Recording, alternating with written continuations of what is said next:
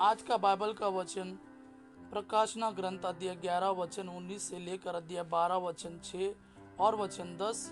दूसरा वचन सन पौलुस का कुरिन्थियों के नाम पहला पत्र अध्याय 15 वचन 20 से 27। और आज का सुसमाचार सन लूकस के अनुसार अध्याय 1 वचन 39 से 56। प्रकाशना ग्रंथ अध्याय 11 वचन 19 से लेकर अध्याय 12 वचन 6 और 10।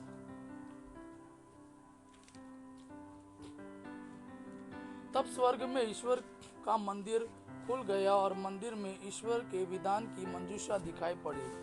बिजलियां, वाणियां एवं मेघ गर्जन उत्पन्न हुए।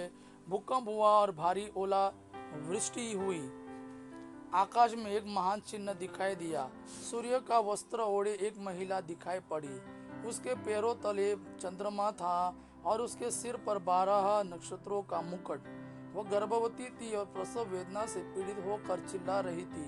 तब आकाश में एक अन्य चिन्ह दिखाई पड़ा, लाल रंग का एक बहुत बड़ा पंखदार सर्प। उसके 7 सिर थे, 10 सींग थे और हर एक सिर पर एक मुकुट था। उसकी पूंछ ने आकाश के 1/3 तारे बुहार कर पृथ्वी पर फेंक दिए। वह पंखदार सर्प प्रसव पीड़ित महिला के सामने खड़ा रहा, जिससे वह नवजात शिशु को निगल पाए। उस महिला ने एक पुत्र प्रसव किया जो लौह दंड से सब राष्ट्रों पर शासन करेगा। किसी ने उस शिशु को उठाकर ईश्वर और उसके सिंहासन तक पहुंचा दिया और वह महिला मरुभूमि की ओर भाग गई, जहां ईश्वर ने उसके लिए आश्रय तैयार करवाया था और उसे 1260 दिनों तक भोजन मिलने वाला था। मैंने स्वर्ग में किसी को ऊंचे स्वर से यह कहते हुए सुना, अब हमारे ईश्वर की विजय, सामर्थ्य तथा राजत्व और उसके मसीह का अधिकार प्रकट हुआ है, क्योंकि हमारे भाइयों का यह अभियोक्ता नीचे गिरा दिया गया है, जो दिन रात ईश्वर के सामने उस पर अभियोग लगाया करता था। आज का दूसरा वचन सन पौलुस का कुरिन्थियों के नाम पहला पत्र अध्याय 15 वचन 20 से 27। अध्याय 15 वचन 20 से 27। किंतु मसीह सचमुच मृतकों में से जी उठे। जो लोग मृत्यु में सो गए हैं, उनमें वह सबसे पहले जी उठे।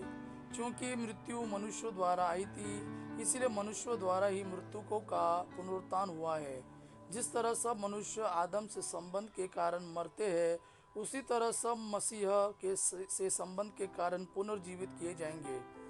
सब अपने क्रम के अनुसार, सबसे पहले मसीह और बाद में उनके पुनरागमन के समय वे जो मसीह के बन गए हैं।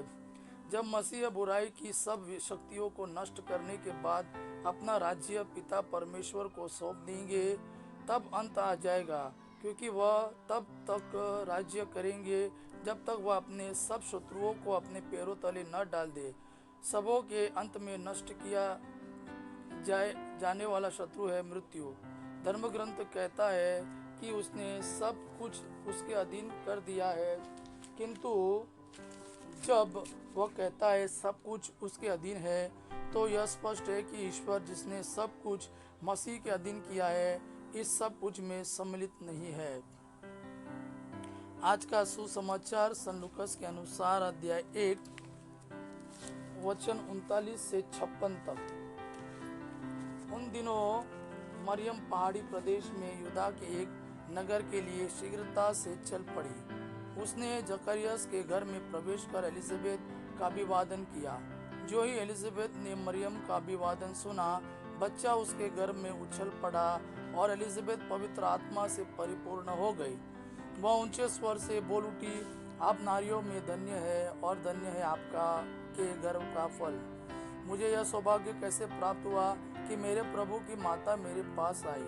क्योंकि देखिए, जो ही आपका प्रणाम मेरे कानों में पड़ा, बच्चा मेरे गर्भ में आनंद के मारे उछल पड़ा। और धन्य है आप जिन्होंने यह विश्वास किया कि प्रभु ने आपसे जो कहा वह पूरा हो जाएगा। तब मरियम बोल उठी, मेरी आत्मा प्रभु का गुणगान करती है, मेरा मन अपने मुक्तिदाता ईश्वर में आनंद मनाता है, क्योंकि उसने अपनी दीन दासी पर कृपा दृष्टि की है। अब से सब पीढ़ियां मुझे धन्य कहेगी, क्योंकि सर्वशक्तिमान ने मेरे लिए महान कार्य किए हैं। पवित्र है उसका नाम। उसकी कृपा उसके श्रद्धालु भक्तों पर पीढ़ी दर पीढ़ी बनी रहती है। उसने अपना बाहुबल प्रदर्शित किया है। उसने घमंडियों को तितर बितर कर दिया है। उसने शक्तिशालियों को उनके आसनों से गिरा दिया और दिनों को महान बना दिया है।